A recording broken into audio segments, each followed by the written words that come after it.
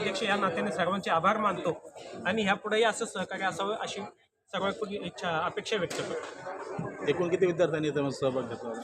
याच्यामध्ये आज साधारण कमीत कमी 300 ते 400 विद्यार्थी, लॉचे आजी माजी विद्यार्थी, जे की MP law college, doctor Babasaheb Ambedkar law college, BN Patil law college या सर्व कॉलेजचे विद्यार्थी आणि प्लस जे सध्या विधिज्ञ म्हणून काम करतात असे सर्व वकील बंधूसुद्धा उपस्थित होते, काही महिला वकीलसुद्धा उपस्थित होते.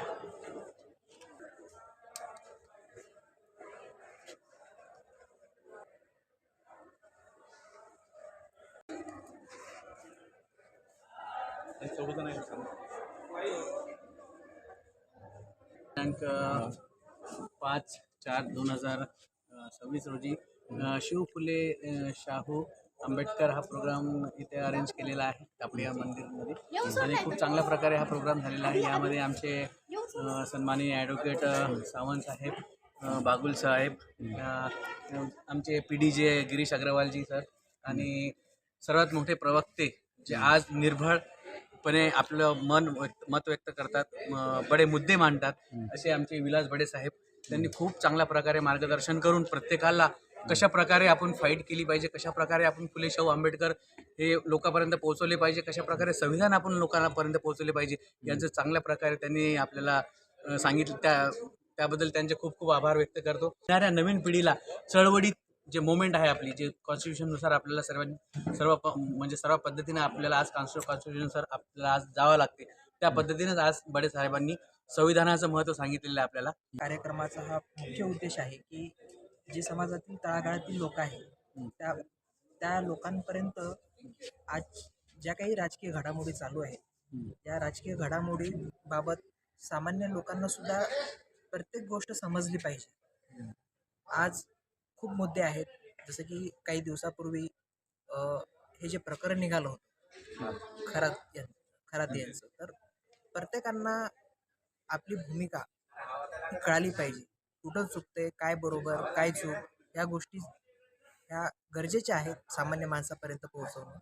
आणि विद्यार्थ्यांपर्यंत ही भावना आणि ह्या गोष्टी पोहोचल्या आहेत आणि या प्रोग्राम मार्फत बऱ्याच गोष्टी ज्या आहेत, विचारधारा जी आहे ती बदलण्यासाठी आणि आजच्या काळात ज्या काही गरजा आहेत त्या गरजा कितपत लोकांपर्यंत पोहोचल्या पाहिजे याबद्दल मार्गदर्शन करण्यात आले.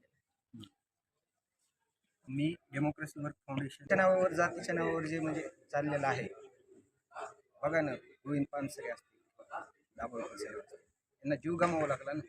आणि शेवटी कालबुर्गी असतील, रिलिजन असावं, गौरी लंकेश असतील, त्यांचं निर्मूलन समितीचे जे लोक आहेत यांना प्रॉपर म्हणजे संविधानावर भारत चाललेला पाहिजे तेच त्यांना अपेक्षित आहे. पण जे काही जातीवादी जे लोक आहेत जे तीळ निर्माण करण्याचा प्रयत्न करतात, जसे की साहेबांनी सांगितलं की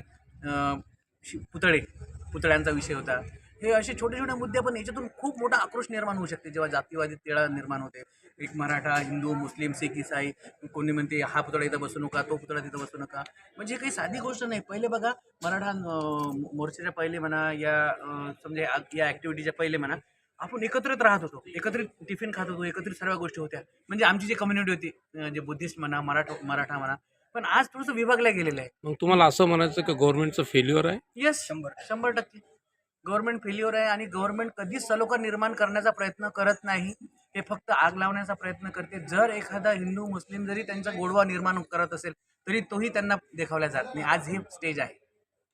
फंडामेंटल राईट्स आहे, आपल्याला बोलण्यापासून कोणी थांबू शकत नाही. त्या सरकारच्या विरोध हेच आहे, सरकारने एक सलोखा निर्माण करायला पाहिजे, सरकारने रोजगार निर्माण केला पाहिजे, सरकारने औषध उपचाराकडे लक्ष दिलं पाहिजे, सरकारने या सर्व जे आज रोजगार निर्माण, जे शिक्षण आहे यामुळे जास्तीत जास्त फंडिंग यांच्यावर करायला पाहिजे. जे बेसिक नीड्स आहे त्याच्यावर कधीच गव्हर्नमेंट पैसा खर्च करत नाही. गव्हर्नमेंट पैसा खर्च करून 10 कोटी यांना द्या, 20 कोटी त्यांना द्या, 30 कोटी त्यांना द्या, हे अशाच टाईप गव्हर्नमेंट पैसा खर्च करत आहे. आणि कोणीही कॉन्स्टिट्यूशन असून त्याची प्रॉपर अंमलबजावणी नाही करत. बोलण्यालाही स्वातंत्र्य राहिलेलं नाही. जसे काही काँग्रेस सरांचं आज ज्वलंत उदाहरण आहे आपल्याकडे. ठीक आहे सर, काय नाव सर आपलं? मी ॲडव्होकेट अनिल हरिश्चंद्र वरठे. ठीक आहे सर, धन्यवाद सर. मी Ravindra Shaikh, democracy work foundation,